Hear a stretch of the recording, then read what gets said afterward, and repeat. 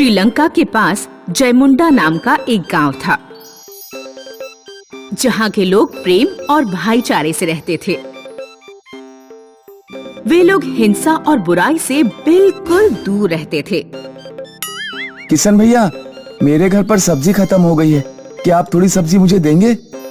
हाँ हाँ राघव, तुम चाहो तो सब्जी ले जाओ या फिर मेरे घर पर ही खाना खा लो, और तुम कितने भी दिन खाना खा सकते हो। गांव में एक तालाब था।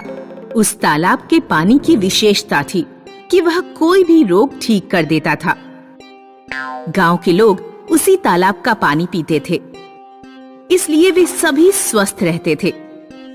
गांव से कुछ दूर जंगल में महिषा नाम का एक डाकू रहता था। डाकू एक तांत्रिक का भक्त था। आओ आओ महिषा, बड़े दिन बाद आए। आज मैं तुम्हें खास चीज देना चाहता हूँ। बाबा, मेरा लक्ष्य है कि मैं पूरे देश में बुराई फैलाऊं। आज मैं जयमुंडा गांव में अपना आतंक फैलाने जा रहा हूँ। मैंने सुना है कि वहां के लोग बहुत अच्छे हैं, उन्हें अपनी अच्छाई पर बहुत गर्व है, और मुझे अच्छाई से बहुत नफरत है। अपनी बुराई से उनकी अच्छाई को ना हराया तो मेरा नाम भी महिषा नहीं। आज आप मुझे क्या देने वाले हैं? रावण की जादुई तलवार। ये तलवार मुझे कुछ दिन पहले ही जंगल में मिली थी। लोगों ने शायद इस पर साधारण तलवार समझकर ध्यान ना दिया हो, लेकिन ये रावण की ही तलवार है। बाबा, इस तलवार में जादू क्या है? जादू ये है कि ये तलवार किसी भी चीज को जहरीला बना सकती है।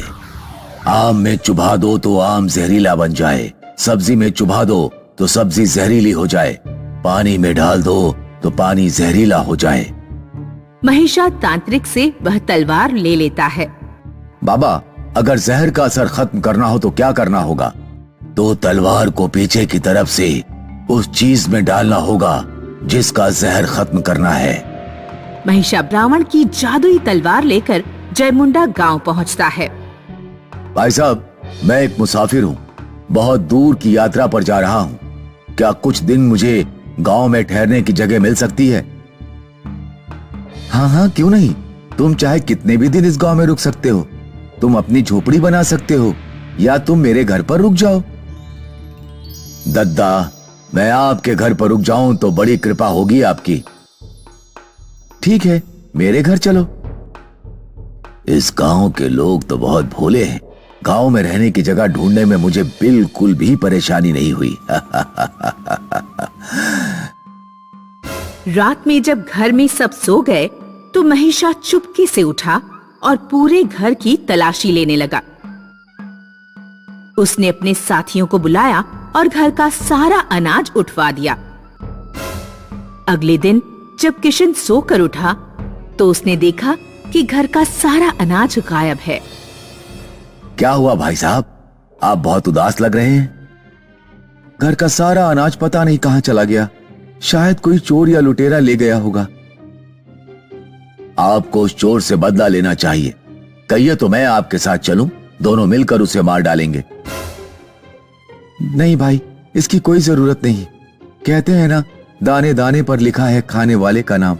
वो अनाज उसी के भाग्य में होगा तो ले गया। मैं और अनाज का इंतजाम कर लूंगा। महिषा किशन के विचार सुनकर दंग रह गया। वह कुछ दिन गांव में रुका तो उसे पता लगा कि गांव के किसी भी घर में नल नहीं है।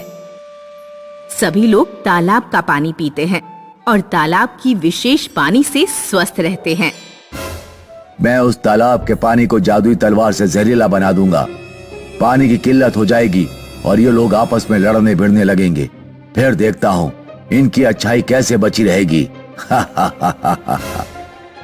रात में जब पूरा गांव सो जाता है तो महिषा तालाब के पास जाता है और तालाब में तलवार डालकर तालाब के पानी को जहरीला बना देता है। अगले दिन सुबह सुबह राघव तालाब पर पानी पीने पहुंचा। जैसे ही उसने पानी पिया, उसकी तबीयत बिगड़ने लगी। गांव की औरतें पानी का मटका भरकर ले जा रही थीं। जैसे ही उनके घर वालों ने पानी पिया, सबकी तबीयत बिगड़ने लगी। पूरे गांव में हाहाकार मच गया।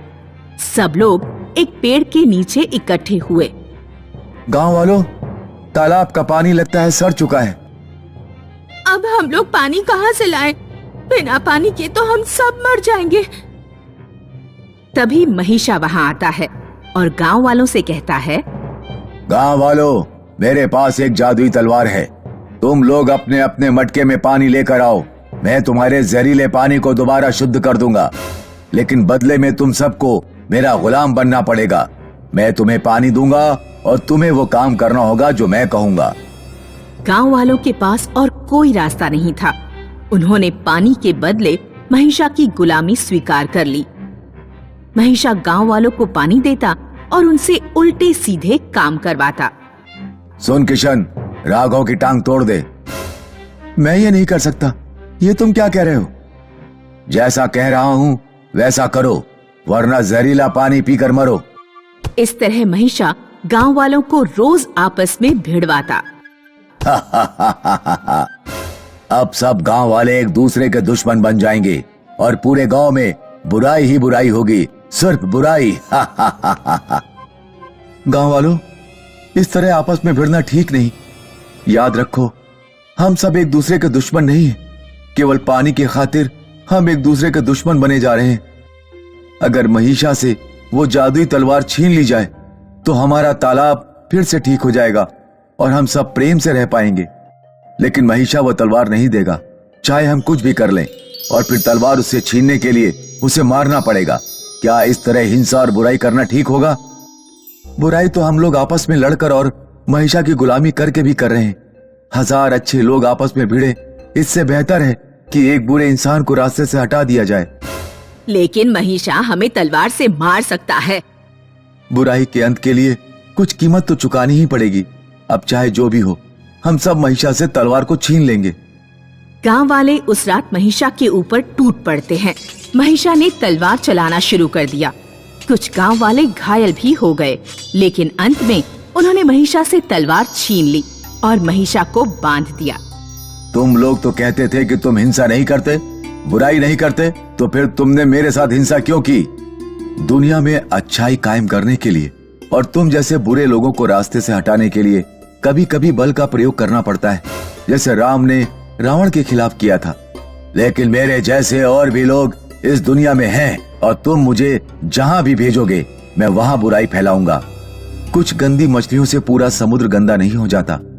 ये दुनिया अच्छाई और अच्छे लोगों की वजह से ही चल रही है, और हम तुम्हें कहीं नहीं भेजने वाले। आज दशहरा है, रावण के साथ आज तुम्हारा और तुम्हारी बुराई का भी दहन होगा। इस तरह महिषा का अंत हो जाता है और एक बार फिर बुराई पर अच्छाई की जीत हो जाती है।